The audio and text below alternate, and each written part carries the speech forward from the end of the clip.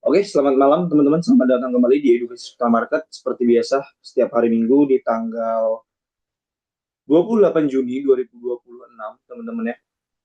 Kita akan weekly outlook, kita akan menganalisa untuk menentukan arah agar teman-teman di minggu depan tahu arah apakah XAUUSD ini bakal bullish atau bearish berdasarkan technical analisisnya, teman-teman. Nah, seperti biasa teman-teman, saya akan melihat berdasarkan weekly time frame-nya dulu karena ini belum awal bulan ya, teman-teman ya. Jika kita lihat berdasarkan weekly time frame sesuai dengan weekly outlook di minggu lalu, teman-teman, harga sudah masuk ke area 3.900-an. Cuman, jika teman-teman lihat secara weekly-nya, market ini masih bisa untuk dia menuju ke 3.900 bawah ini, teman-teman. Ada area liquidity di bawah sini. Nah, tetapi apa yang mendorong ke sana, kita belum melihat lagi, teman-teman. Karena jika kita lihat berdasarkan weekly-nya, oke, area sell side liquidity ini sudah ditembus dan penutupannya hanya sumbu. Akan tetapi, jika kita lihat berdasarkan previous weekly low-nya, oke, penutupan candle-nya ini sudah body, teman-teman. Berarti secara weekly, dia masih bisa potensi untuk melakukan penurunan ini. Oke, entah dia menurun sampai ke previous weekly low bawah sini atau dia hanya tertahan nantinya di sini. Nah, kita lihat berdasarkan daily-nya dulu. Apakah daily-nya itu sejalan atau mendorong untuk dia melakukan bearish-nya, teman-teman? Nah, kita bisa lihat di weekly-nya dulu kita tandai dengan apa, teman-teman? Area previous weekly high-nya itu ada di sini. Ini adalah area previous weekly high. Kemudian previous weekly low-nya itu ada di sini. Nah, berarti ini adalah target TP Max teman-teman ya, guys ya. Ini adalah target TP Max teman-teman. Kalau teman-teman mau ambil buy position, berarti TP Max teman-teman ada di PWH. Kalau teman-teman mau ambil sell position, target take profit teman-teman itu ada di previous weekly low. Oke, paham teman-teman. Nah, sekarang kita lihat di daily. Apakah dia mendukung ke atas atau ke bawah, teman-teman? Kita rapikan dulu.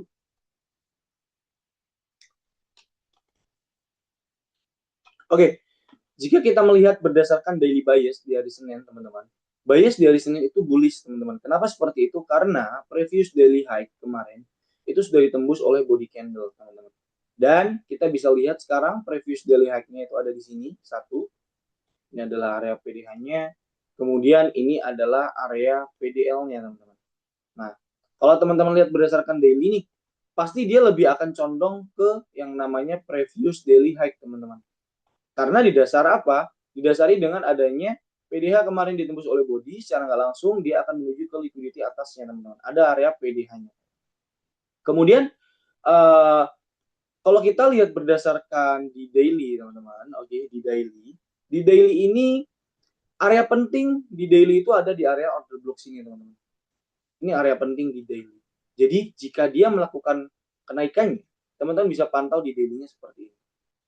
Oke, walaupun di sini ada yang namanya FVG buat sell internal to eksternal harapannya, tetapi jika kita lihat berdasarkan biasnya itu bullish. Nah, seperti biasa yang selalu saya bilang, hari Senin teman-teman harap berhati-hati karena hari Senin itu dia baru melakukan yang namanya sebuah polanya. Apakah di hari Selasa, Rabu, Jumat, Kamis, Jumat dia akan bearish atau bullish?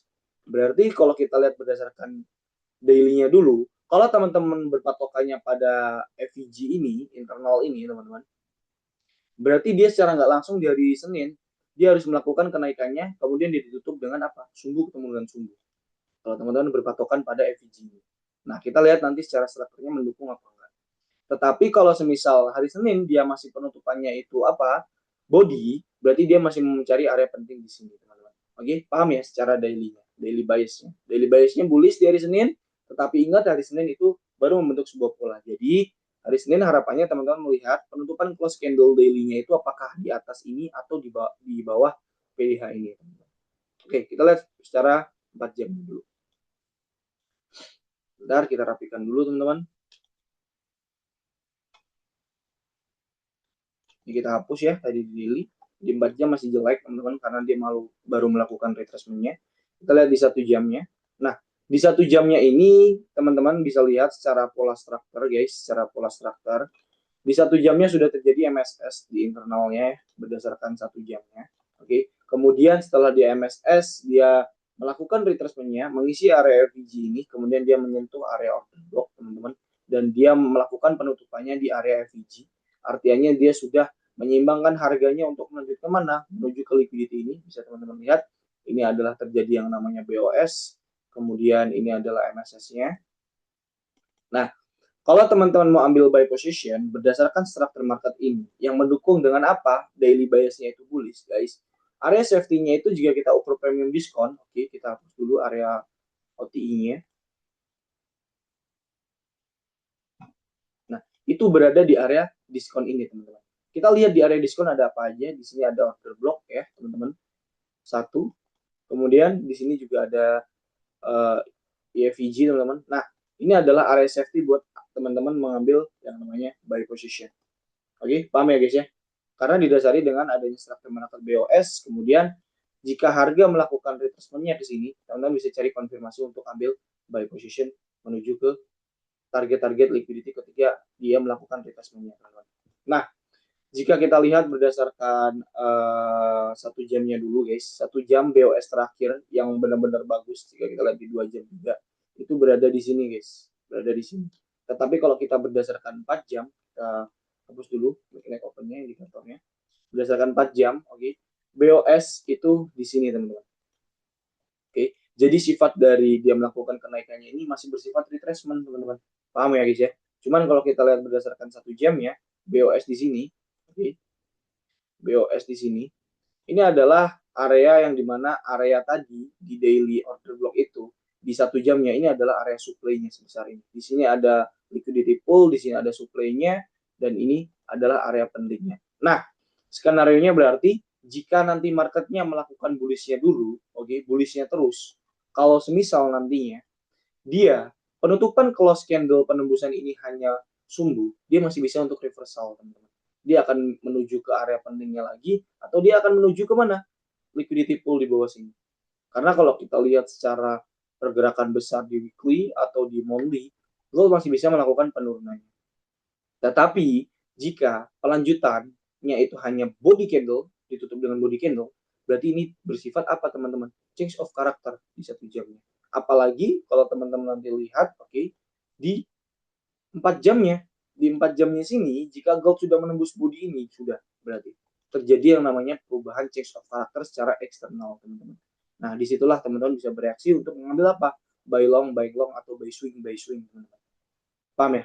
Nah, itu secara gambaran teman-teman di 1 jam dan daily. Ingat tadi daily-nya apa teman-teman? Daily bias-nya itu bullish, oke. Tetapi jika kita lihat berdasarkan keseluruhan, gold masih bisa untuk dia melakukan penurunannya lagi menuju ke sini teman-teman. 3.900, 3.800-an. Paham teman-teman? Nah, sekarang kita lihat di M15 secara price yang terjadi. Sekarang kita lihat penolakan harga untuk membentuk sebuah base di sini. Oke, ini ada sesuatu nggak di HTF-nya? Kita bedah dulu di sini. 1 jam ada FVG, di 2 jamnya ada FVG juga, di 4 jamnya ada FVG juga. Berarti jika kita lihat secara naratif, harga ini bisa menuju ke PDH teman-teman. Karena harga bergerak untuk mengisi area FVG menuju ke liquidity. Liquidity yang disebut ada di PDH ini teman-teman. Oke, jadi sejalan ya secara strukturnya di daily bias-nya. Nah, sekarang kembali lagi di M15 menitnya. Seperti yang saya bilang lagi, di M15 menit, kalau semisal hari Senin, dia open marketnya itu melakukan penurunannya ke bawah, gini. Oke, ingat teman-teman, yang selalu saya bilang, weekly open itu adalah sebuah Judas swing. Kita harus lihat Judas swingnya ke bawah atau ke atas dulu, guys. Kalau semisal Judas swingnya ke bawah, berarti kita bisa ambil skenario buy position di sini dulu, buy konfirmasi dulu, untuk tujuan ke weekly opennya. Oke, ingat. Tapi kalau semisal weekly opennya dia bullish ke atas, dia langsung ekspansi ke atas. Nah, barulah di hari Rabu Kamis, teman-teman bisa mencari setup konfirmasi di area ini tadi. Entah teman-teman mau ambil penembusannya dulu liquidity ini, baru teman-teman bisa ambil setup sell. Karena weekly opennya di mana teman-teman? Weekly opennya berada di sini. Yang selalu saya bilang, weekly open itu hati-hati. Karena weekly open itu biasanya sifatnya hari Senin itu dia membentuk Judas swing-nya dulu. Hari Selasa, Rabu, Kamis, apakah harga akan menuju ke weekly open tersebut berdasarkan apa? Berdasarkan daily bias yang mengikuti di setiap harinya, teman-teman. Jadi, gini cara teman-teman untuk melihat sebuah arah simple, teman-teman ya. Hari Senin ingat, dia akan membentuk sebuah Judas swing-nya dulu. Biarkan dulu Kalau teman-teman berdasarkan price action, oke, it's okay, nggak masalah. Kalau teman-teman hanya mendapatkan range pip yang kecil-kecil 100 pip, 200 pip nggak apa-apa. Tapi kalau teman-teman pengen mendapat 300 pip, 400 pip, harus didasari dengan apa? Biasnya dulu. Jadi hari Senin, biarkan dia bermain dulu.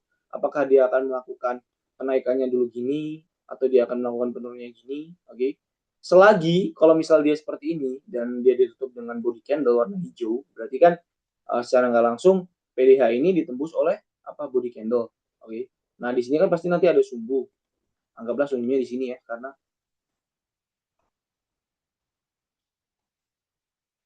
sorry, oke, anggaplah sumbunya di sini teman-teman ya. Anggaplah sumbunya di sini. Kemudian di sini adalah area yang kita tandai tadi. Nah, jika di next day-nya dia open di sini, kemudian dia melakukan ke atas, kemudian dia reversal ke bawah gini, dan dia ditutup dengan apa teman-teman? Sumbu ketemu dengan sumbu, oke, di daily time frame-nya. Berarti ada potensi untuk dia apa? Daily bias-nya akan berubah menjadi bearish, teman-teman.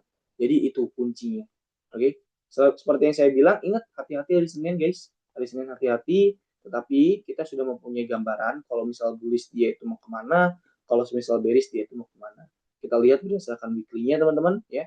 Weekly-nya ini masih bisa potensi untuk menuju ke sini, tetapi secara daily-nya masih ditolak untuk apa? Untuk dia melakukan bearish-nya.